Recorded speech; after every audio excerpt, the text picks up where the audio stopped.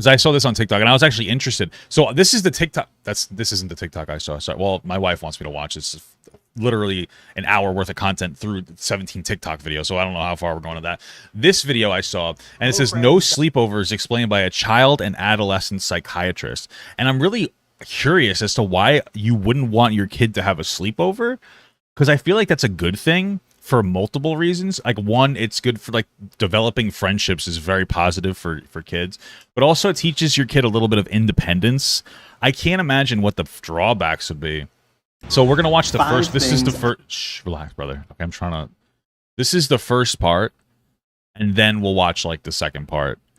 So it says 5 things I would never do as a child and adolescent psychiatrist. I would never do as a board-certified child and adolescent psychiatrist. Number 1, let my kids have their own smartphone. I kind of agree with that one. My wife is gonna disagree with that one.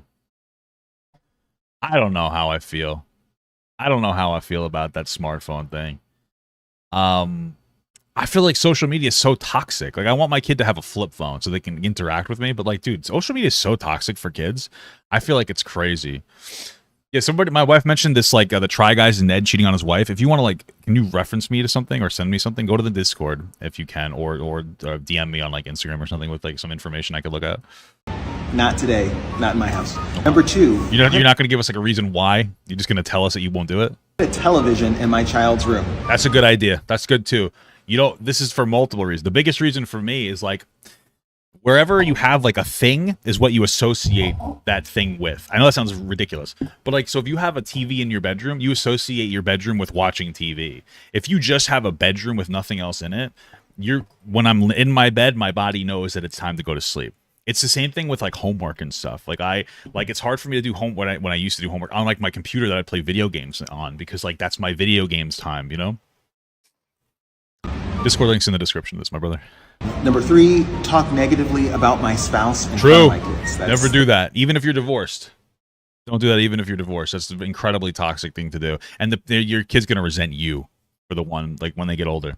They're going to resent you for the one, because you're the one talking shit about the other, the other person. That's also going to be a no-no. Number 4, do everything for my child so that they don't develop habits like discipline and chores and doing those kind of things. So he's saying that he wants them to have chores. And being a part of the family in that way.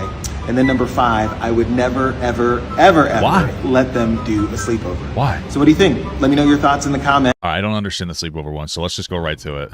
Hello, friends. Dr. Mitnall. All right, relax. We're not friends, okay? Relax. You literally said that our kids can't have a sleepover together. We cannot be friends, dude. I feel like that. I take that personally. Certified child and adolescent psychiatrist and dad of 6. Now, you probably saw my 5 lists of things that I would never do in my own home or with my own kids. Number 5 on that list is no sleepovers. You guys made it abundantly clear that you wanted to hear more about that, yes. So let's talk. The first is, what do I mean by sleepover? So when I say sleepover, I mean the intentional kind of grouping of kids around the same age with the express intent of just having a really great time, usually loading up on candy, playing video. This sounds horrible, guys. This sounds like, I can understand now why he wouldn't want sleepovers. Getting together with friends? Shocker. Video games, watching things until the wee hours of the night. That's different than, your grandparents watching your children, or perhaps even cousins staying with their aunt and uncle. So you could just set the boundary with the person doing the sleepover, like the parent hosting it, that like no like horrible junk food, and like have the kids to bed by a particular time. Like that's all you have to do.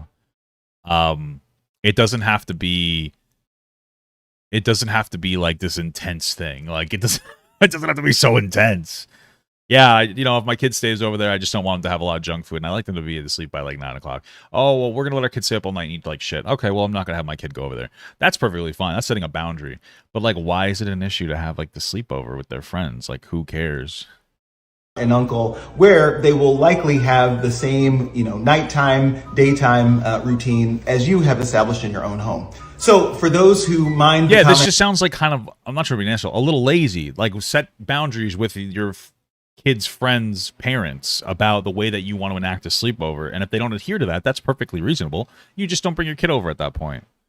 Of the first video, you probably saw a lot of people there from different branches of activities that support kids, like teachers, like social workers, like people in law enforcement. And what do we know, or what have we all experienced that might leave you scratching your head. And one of the biggest is that often the stories that come into us about trauma, about exposures, about inappropriate things in the lives of kids are often at the corners of experiences for our kids. And by corners, I mean those places where there's less adult supervision, that they're a group of kids together, maybe doing more impulsive things or things that they wouldn't otherwise do under the careful watch and gaze of a loving adult. And so sleepovers often provide the right opportunity for kids to get into things that are way over their head, whether they So here's the thing. I understand what he's saying. What he's saying is like, hey, when he, from a clinical perspective, talks about traumatic experiences,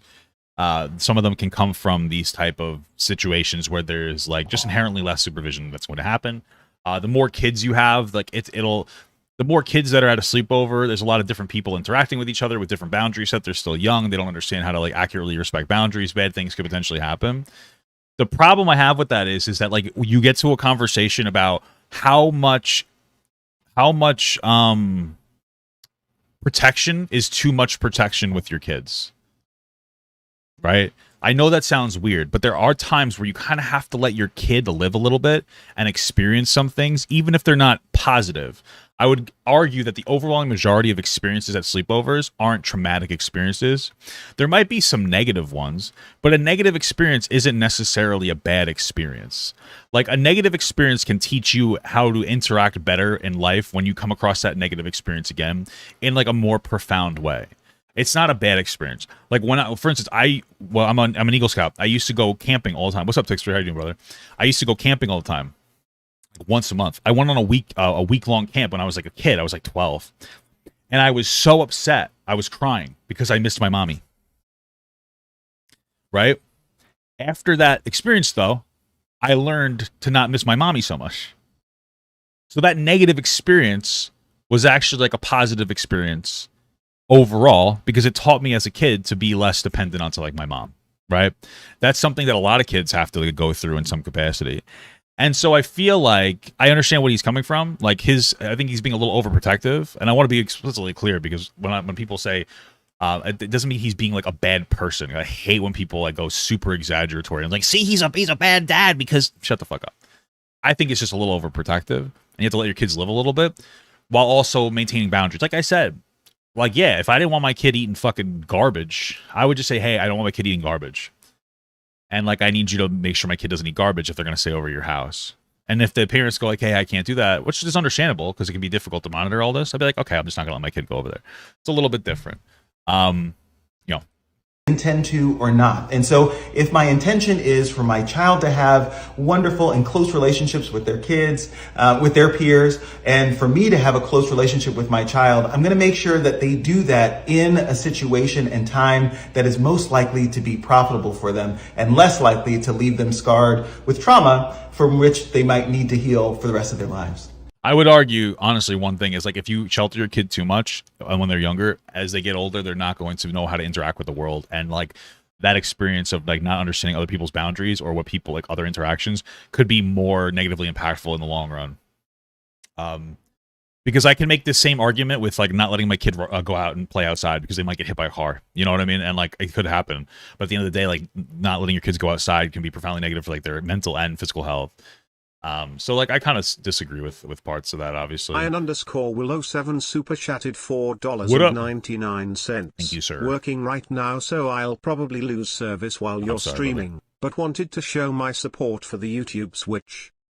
Well, thank you, brother. Thank you so much for watching, guys, and another special shout out to all my Patreon and Twitch subs. If you'd like to support this channel further than you already have by just watching the video alone, go down to the links below where you can sub on my Patreon, which will allow you to get your name on this beautiful black wall. Or you can go to the Twitch page and you can actually use a free Amazon Prime sub, if you have Amazon Prime, to subscribe. Thank you very much, guys. Take care.